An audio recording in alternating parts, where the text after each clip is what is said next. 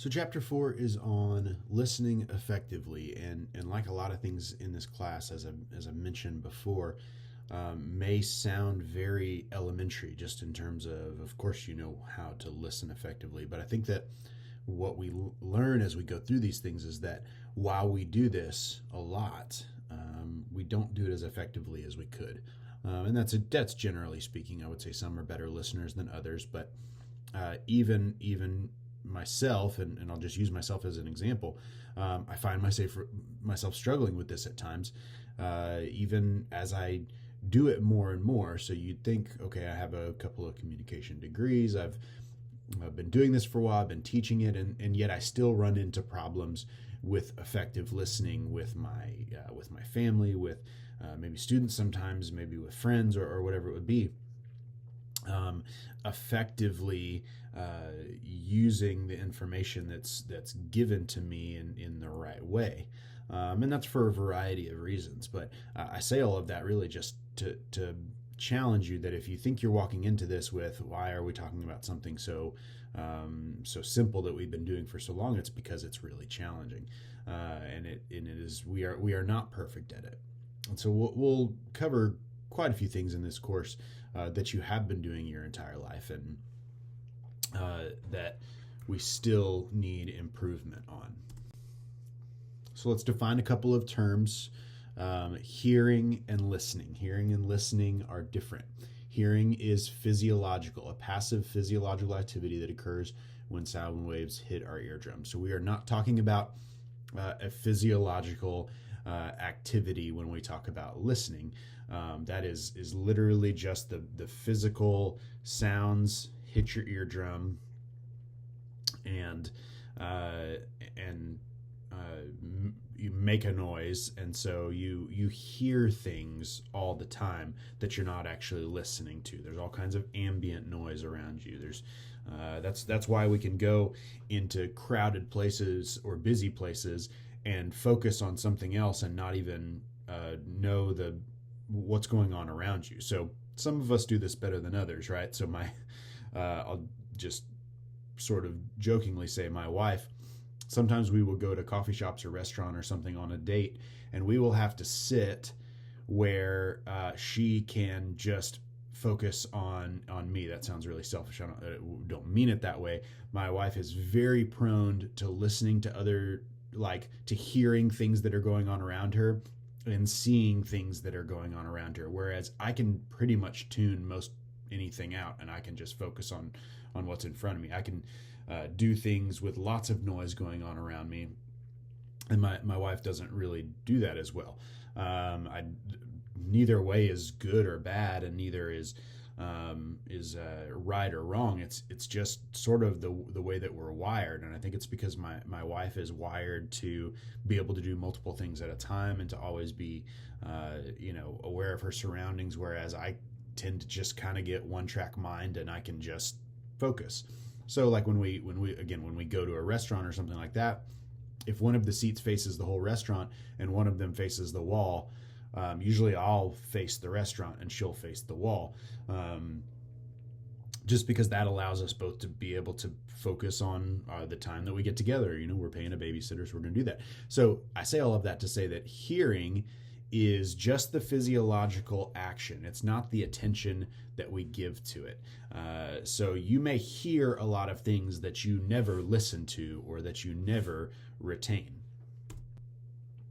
On the other hand, listening takes that hearing, it takes the physiological activity and turns it into an active, complex process. It requires being mindful. So we physically receive the messages, so the hearing happens. We select what information we're going to take from that. We organize that information into something, and then we interpret that into something. So, and then we respond and remembering. So these are the different elements, the different steps in the process of listening. Now we do this all at the same time. It's not something like a lot of things. We're not, in chapter 1, when we talk about the models of communication, the model of communication, we don't think about that process. The same thing with the listening process. We don't think about this process and do it consciously. We do it subconsciously all the time.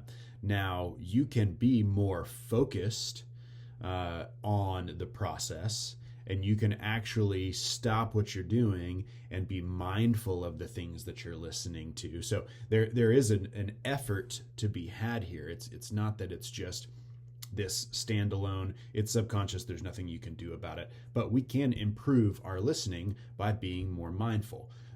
So we receive, we select, we organize, we interpret, and then we respond. And then there's also the element of memory, of remembering what it is that we have listened to. So listening requires this thing called intentionality. So you hear intentionality a lot in culture, especially when you're talking about relationships and work and things like that. And there is a little bit of this resistance to the part of our culture that says you need to do 50 things at a time, right? So think about just your daily life for a second, and think about how often you're doing more than one thing at a time. It's probably most of the time. So if you are in class and you are paying attention to whatever the professor is saying, that's one thing that you're doing. But if you're also have your phone out because you are getting texts, or you are checking a social media platform, or you are trying to try to prepare for the exam that you have in the next hour, but you have to sit through this, you are multitasking in a way.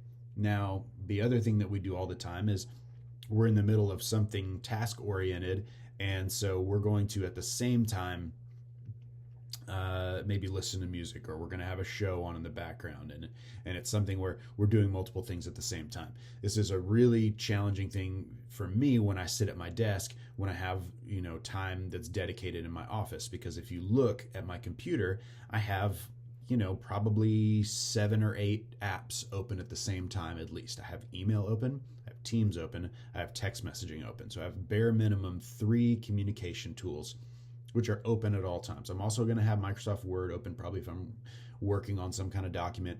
I'm going to have a browser open because I may be researching something or looking something up. I might have PowerPoint up if I'm making a PowerPoint, and I will be working on any number of these things, and then an email pops up and it pulls my attention over to that, and then somebody walks into my office and comes and talks to me.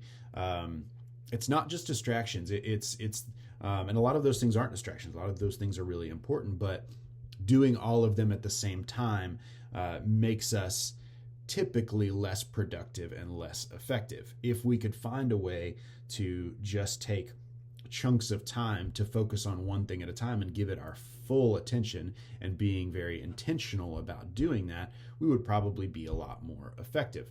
Listening is the same way. If we could be intentional about listening and we don't have all of the other things swirling around in our brain, we're going to be a lot more effective listeners. So intentionality is this idea of, I'm going to give this my focus. I'm going to be very intentional about listening to this person, or this talk, or this lecture, or this conversation, or whatever it would be. And it kind of goes to this idea of something called mindfulness.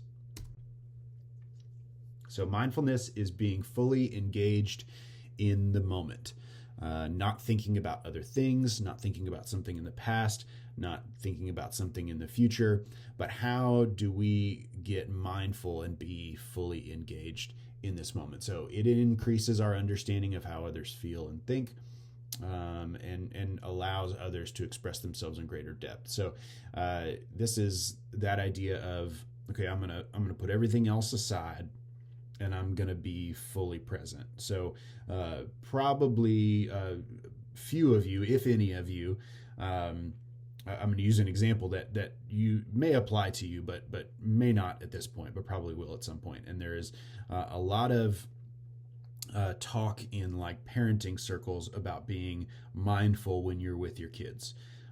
So fill in another analogy here if you want, but this is a huge challenge for a lot of parents, and I'll tell you why. When I get home from work, I'm thinking about a lot of things. I'm probably thinking about what happened at work that day, possibly something good or bad, something challenging that I'm dealing with, or something good that happened, or a conversation I know I'm going to have the next day that I'm not looking forward to. I might also be thinking about, maybe money is tight, so I may be thinking about bills, and I may be thinking about, okay, how are we gonna pay for this bill this month, and maybe I can go pick up some other work to help bring in some money for that. And then, I've also got to be thinking about dinner. Everybody is hungry, and so I've got to think about, what am I going to cook for dinner? What do we have? And all of those things swirl around in your brain, and they make it really hard to stop and go read a book with your kid, or stop and go play outside with your kid, to be fully engaged in a moment. Instead, I'm sort of giving like half my attention to my kids, like, yeah, sure, we can go outside and play with the football buddy, but I have my phone in my pocket because I'm expecting an email or whatever it would be. This is, again, sort of a really common conversations in parenting circles, but fill in the blank elsewhere. Do you have a close relationship of some kind, a close friend or significant other, or even your parents or your siblings or something like that, where you find yourself not in the moment and losing valuable connection with that person because you're somewhere else mentally?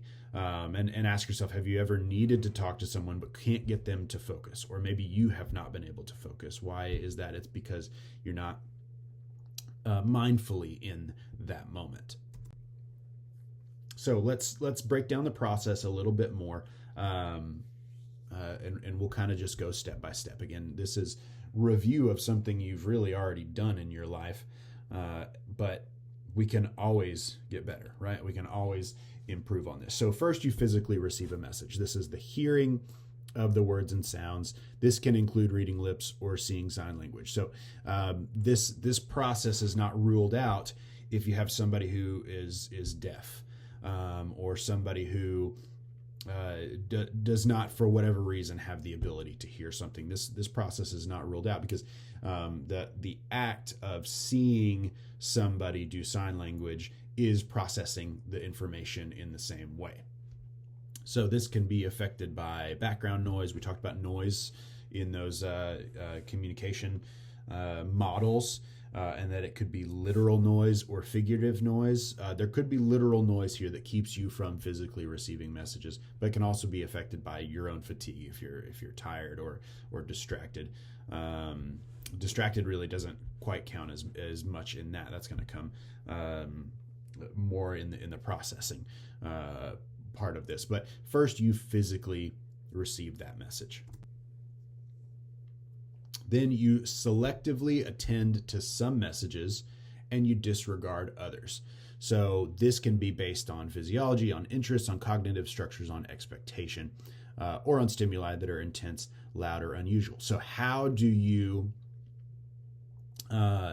when you receive messages, how do you know what to select and what to let go, in one ear and out the other, as they say? But this is a subconscious process where you, as somebody is talking to you, you know what to let go in the trash and what to select for, okay, how am I going to process this information? And sometimes we don't always do that right. Have you ever been in a conversation where you latch on to something that somebody says, and that wasn't really their point? They were trying to communicate something else because you selected the wrong information. But this is just one of those things that comes with experience and comes with time and comes with communication.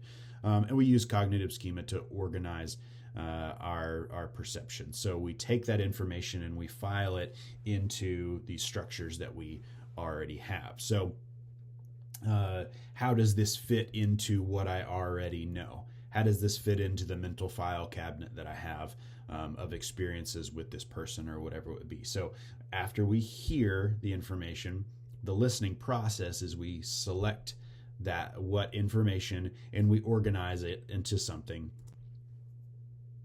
and then we interpret it. We put together all that we have selected and organized to make sense of the overall situation. So based on what I already know about this person, based on our relational context, based on the conversation that we're already having, and all of the information in those contexts and in that, and then I interpret that information in some way. This is when I have sort of processed what's been said to me and made sense of it.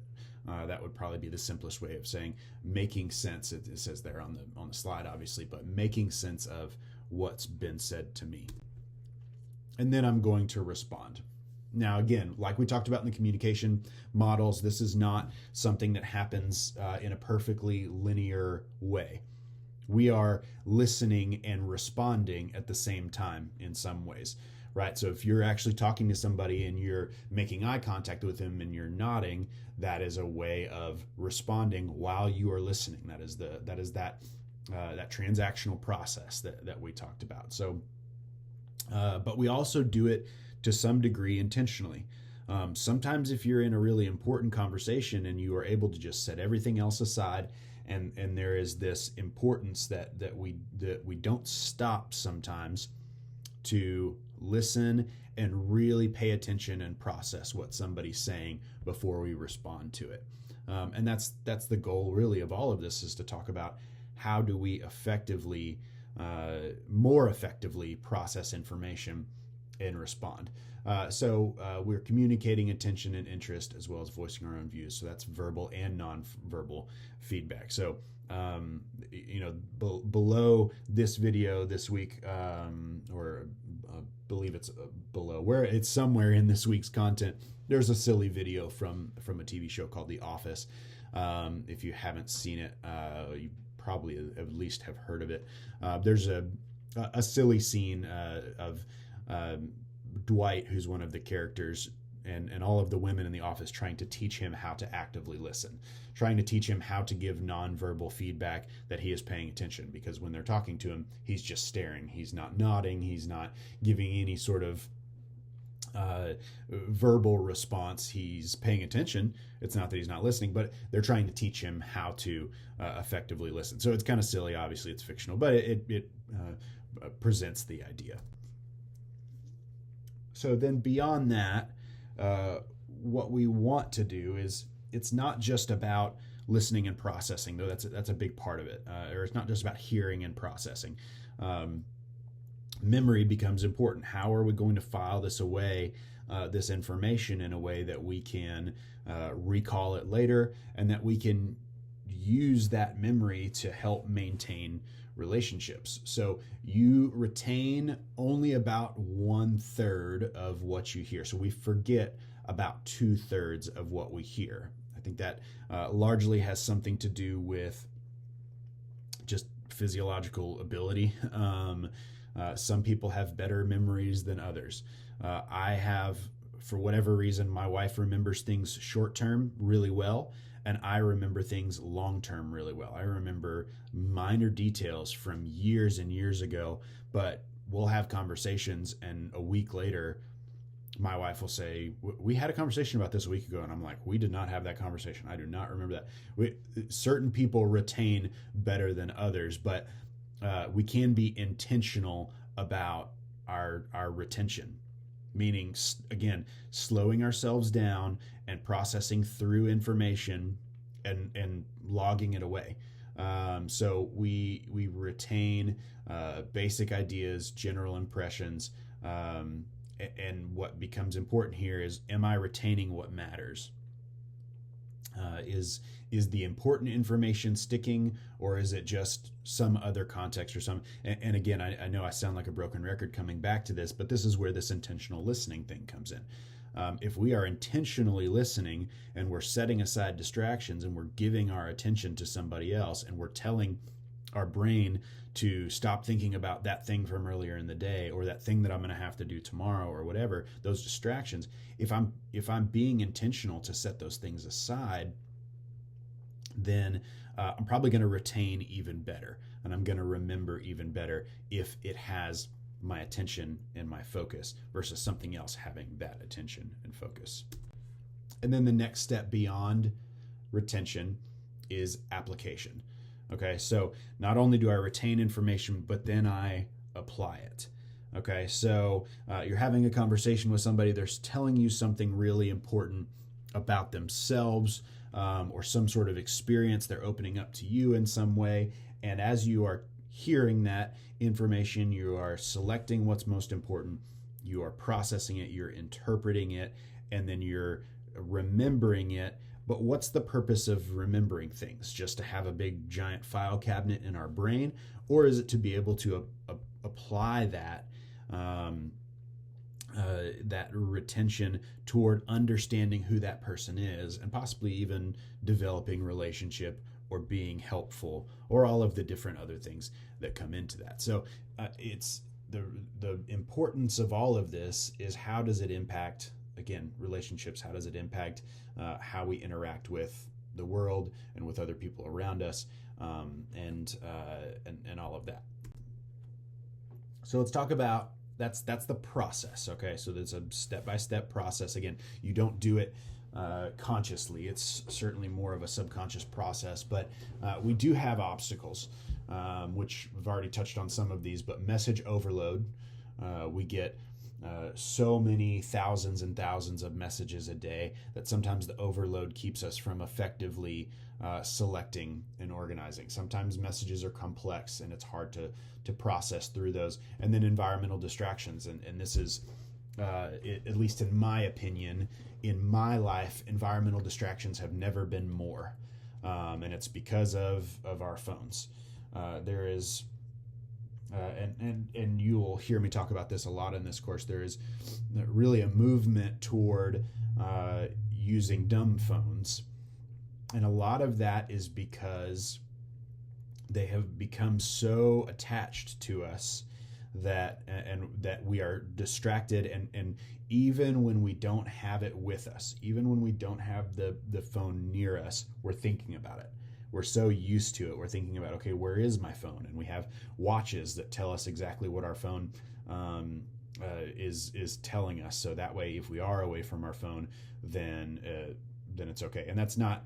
Let me take a step back and sort of give a disclaimer on all of this, that I don't think that smartphones are inherently bad, and I don't think that getting a watch, like an Apple Watch or something like that, is inherently bad. In fact, this past Christmas, I bought an Apple Watch for my wife. She had been asking for one for a while. I have zero desire to have an Apple Watch. I do not want to be that connected. I don't want my arm buzzing every single time I get a notification. That sounds completely miserable to me. But she wanted one, and so I went ahead and got it for her. And after having it for just a couple of weeks, she said, this is a game changer when I'm at work. Because she said, she's a teacher, and she is what's called an inclusion teacher. So she works in classrooms with students. She does not have her own classroom. And sometimes something will come up with one of her students where she, at the drop of a hat, has to go to a different classroom or has to be available. And so she had to keep her phone on her all the time during those school hours, because she could be called at a moment's notice to go and help with some kind of situation. So it was really stressful for her because she had to have her phone on her all the time, and that was she was constantly checking it. Did I miss a notification? Or it would ring, or it would text, or she would forget it. She'd leave it in her office and she would miss something important. And so she said that the watch has been a game changer for her, because now she actually has less environmental distractions. She is able to focus on doing her job and know that if she's needed at a moment's notice, she's got her watch on, and it's going to just give her a little ping whenever she needs that, versus every time she checks her notifications, it's going to distract her and pull her into something else. So I say all of that to say, like, it's not that the tools are necessarily the problem in every case. In a lot of cases, it is our use of the tools that is the problem. It is how we have allowed ourselves to become so distracted. So that's where I go back to. A lot of people are fighting back on this by getting rid of their smartphones and saying, you know what, I have a laptop or I have a tablet or whatever that keeps me accessible enough whenever I'm at my desk. But whenever I'm not sitting at a desk or whenever I'm not working, then if somebody needs me, they can call or they can text me, and that's it. And I'm not going to be distracted by constant environmental distractions. So phones are not the only environmental distraction, but I think, at least in my experience and in my opinion, it is the number one environmental distraction that we deal with. And I think we all think we're the exception. Maybe not all. Lots of us think we're the exception. Well, I know other people are really hooked to their phones, but I'm good. I don't get it. But then, you don't have it, and you're like, oh, my phone's ringing. You can feel that phantom ringing pocket, right? Oh, my phone just buzzed, and then you're like, oh, I don't even have a phone on me. That's one of those one of those environmental distractions. Internal listening obstacles. Okay, so those were external. Internal are the ones within ourselves. Preoccupation, so we're distracted by something. Prejudgment, when we've made a judgment about a person or what they're saying before they've even said it.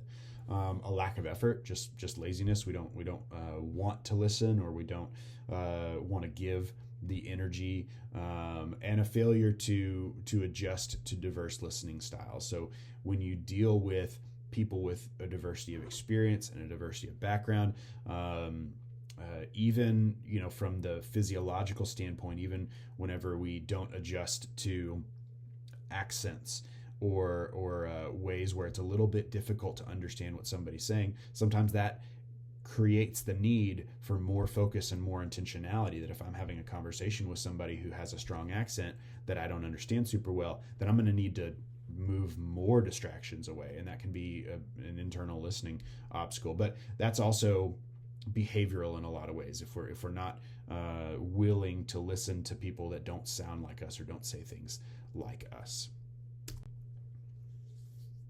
And then we have this problem of non-listening. This is all part of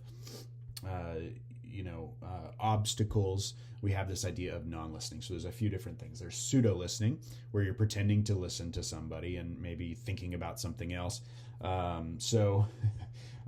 This is where I'm not going to do it right now. I need to just embed it in this PowerPoint so I can watch it in the future. But there's this movie.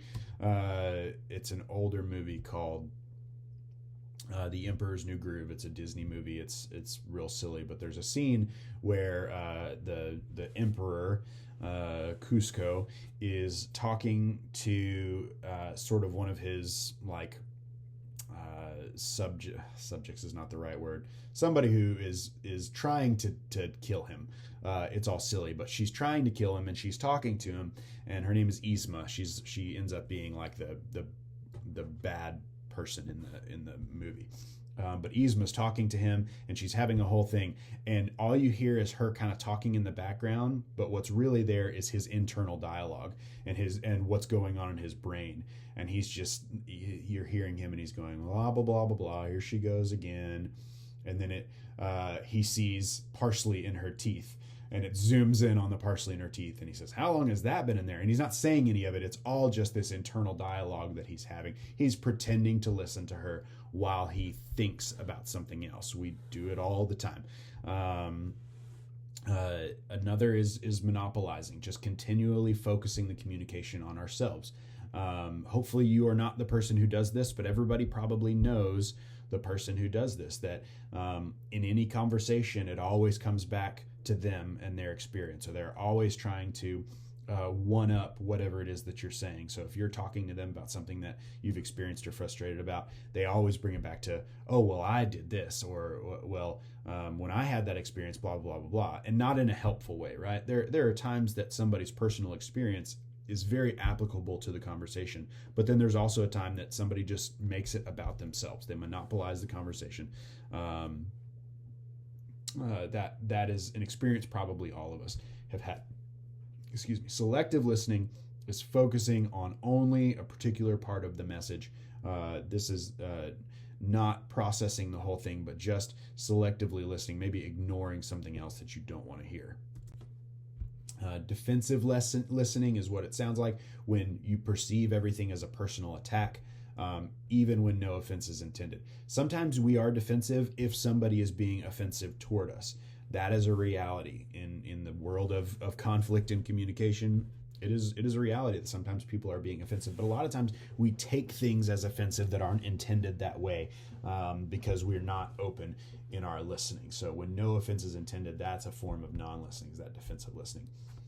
Ambushing is kind of the flip side of that, listening for the purpose of attacking, and literal listening only to the content level of meaning without actually interpreting what it is that means.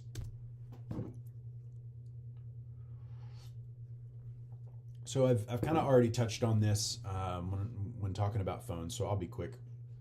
I know that this lecture is starting to run long, so we're almost done. Stick with me a couple of minutes. In the world of digital media, some online communication requires mindful listening.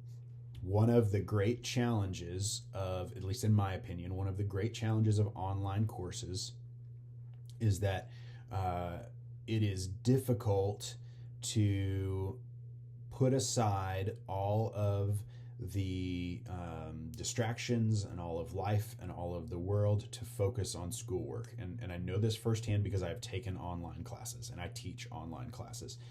But ask yourself this while watching this lecture video. We're at 31 minutes, okay? In 31 minutes, how many times have you looked at your phone?